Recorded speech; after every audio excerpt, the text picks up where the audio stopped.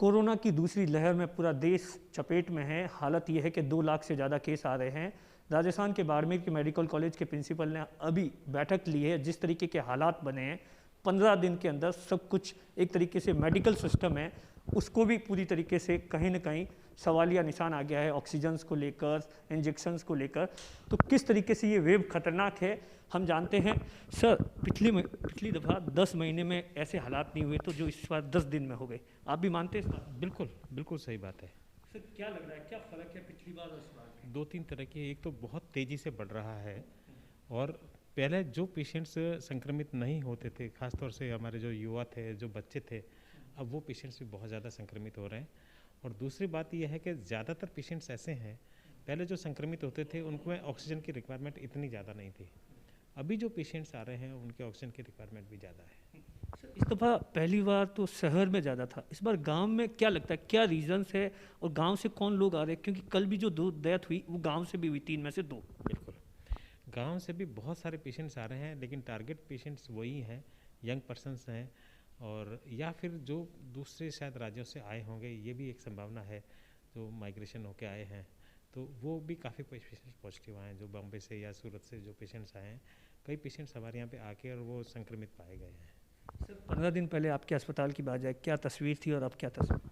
15 दिन पहले हमारे अस्पताल के ये हालत था कि कोरोना में हमें लग रहा था कि अब हम बिल्कुल लगभग निजात पाने की स्थिति के अंदर हैं, और कभी 2-3 पेशेंट होते थे, कभी एक भी पेशेंट नहीं होता था। आप लोगों ने भी देखा होगा, हम रेगुलरली रोज़ाना रिपोर्ट भेजते हैं, तो कभी एक पेशेंट, कभी 0 पेशेंट इस तरह से आ रहा था। आज हमारे पास में 100 के लगभग मरीज हैं, और उसमें से ज़्यादातर पेशेंट्स को ऑक्सीजन की रिक्वायरमेंट है। पहले भी जब पहले वेव थी उसमें भी इसी तरीके से 40-50 मरीज ऑक्सीजन पे होते थे या इस बार? नहीं, इस बार ज़्यादा हैं ऑक्सीजन पे। अच्छा सर, आज बड़ी बैठक हुई कलेक्टर से लेकर विधायक साहब के साथ, किन किन मुद्दों पर डिस्कशन हुआ और फ्यूचर में किस तरीके की प्लानिंग और किस तरीके का सरकार की ओर से फीडबैक है कि आगे हालात कितने खतरनाक हो सकते हैं? बिल्कुल, सभी चीज़ों के ऊपर डिस्कशन हुआ। सबसे पहले तो ये है कि बेड्स की उपलब्धता की जहाँ तक बात थी, तो हमने अभी हमारे पास में जो बेड्स हैं, जैसे अभी हमारे पास में 80-90 के करीबन पेशेंट हैं, और करीबन 25-30 बेड्स को हमने एक्स्ट्रा रख रखा है। अगर उस भरने की स्थिति आती तो हम और बेड्स बढ़ाते जाएंगे। अगर किसी कंडीशन में ऐसी स्थिति आए कि जब हमें बेड्स की कमी महसूस होंगी, तो हम सारे बाड़मेर के जनरल अस्पताल को कोरोना अस्पताल में कन्वर्ट करेंगे। 2-4 दिन पहले भी मेरी कलेक्टर साहब से इस बारे में मीटिंग और डिस्कशन हुआ था, तो जो 2 प्राइवेट हॉस्पिटल्स हैं यहाँ बड़े, जिसमें 50-50 बेड हैं, उनको अधिग्रहण करने की बात है, और उसमें हम रूटीन पेशेंट्स को रखेंगे। सर, क्या ऐसा भी है बाहर से भी पेशेंट यहाँ आ रहे हैं, चाहे सांचौर हो या और हमारे मेडिकल सिस्टम में क्या डॉक्टरों की पर्याप्त टीम है आपके पास में, या और कुछ भी रिक्वायरमेंट से आपने गवर्नमेंट से कुछ की है? हाँ, बाहर से पेशेंट्स बहुत सारे आ रहे हैं। मैंने आपको बताया कि सांचौर से पेशेंट्स हमारे पास में है, इवन दूसरे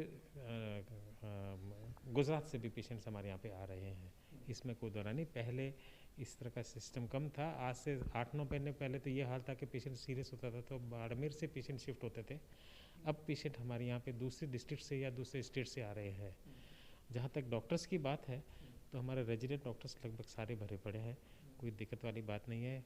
मैं खुद रोज़ाना इसकी पर्सनल मॉनिटरिंग करता हूँ, सुपरिटेंडेंट साहब करते हैं, और जो हमारे मेडिसिन के और चेस्ट एंड टीबी के डॉक्टर्स हैं, डेली बेसिस पे इंडिविजुअल पेशेंट्स के ट्रीटमेंट को लेकर चर्चा करते हैं, ताकि किसमें क्या इलाज बेहतर तरीके से हो सकता है, ये हम कर रहे हैं। सर, पूरे देश के अंदर जो प्राइवेट अस्पताल है, बड़े से बड़े अस्पताल है, चाहे वो गवर्नमेंट है, सब में इंजेक्शन जो कोविड में लगता है उसकी दिक्कत है। दूसरा ऑक्सीजन, हमारे यहाँ उसकी क्या हालात है और किस तरीके की प्लानिंग आपकी ओर से की जा रही है? बिल्कुल, पहले तो हमारे को दिक्कत थी नहीं। हमने पिछली बार राज्य सरकार ने हमें एक 90 सिलेंडर्स की कैपेसिटी का ऑक्सीजन जनरेशन प्लांट दिया था, और शुरुआती समय पे हमारे पास में करीबन 125 सिलेंडर्स थे। उसको पिछले वेव के अंदर ही हमने बढ़ा के 350 सिलेंडर्स कर दिए थे, और साथ में 90 सिलेंडर को मिला के 400 सिलेंडर के आसपास की हमारी कैपेसिटी अदरवाइज भी हो जाती है। आज की तारीख में हमारे पास में 2 दिक्कत आई।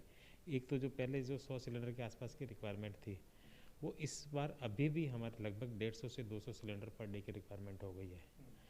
दूसरी दिक्कत ये आई थी कि अब कुछ दिन से हमारा जो ऑक्सीजन जनरेशन प्लांट था, वो प्रॉपर तरीके से काम नहीं कर रहा है।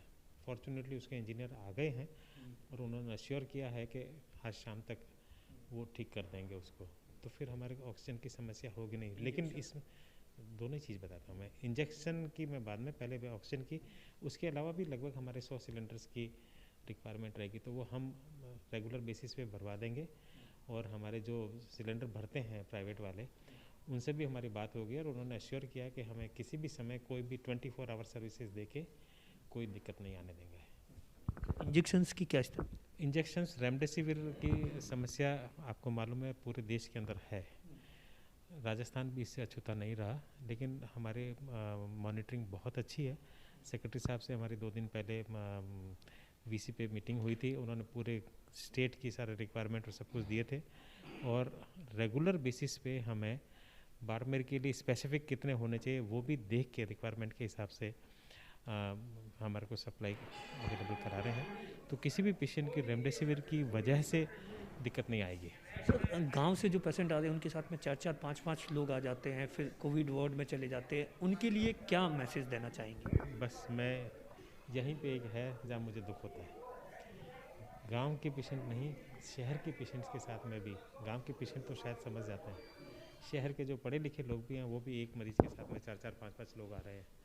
मेरी उनसे रिक्वेस्ट यही है कि वो इस तरह से अनावश्यक भीड़ नहीं करें। कई सारे नुकसान हैं। नंबर 1 तो हमारे अस्पताल में अनावश्यक भीड़ होगी, हमारे को ट्रीटमेंट करने में दिक्कत आएगी।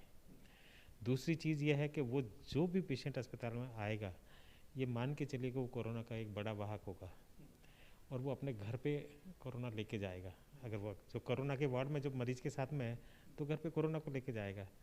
तो अगर वो एक की जगह 4 पेशेंट होंगे, 4 लोग होंगे, तो 4 आदमी कोरोना को घर लेके जाएंगे। तो वो न केवल सोसाइटी को बल्कि अपने परिवार के लोगों को भी रोग ग्रसित कर सकते हैं खुद के अलावा। तो मेरी रिक्वेस्ट सबसे यही है कि अनावश्यक रूप से बिल्कुल भी भीड़ नहीं करें।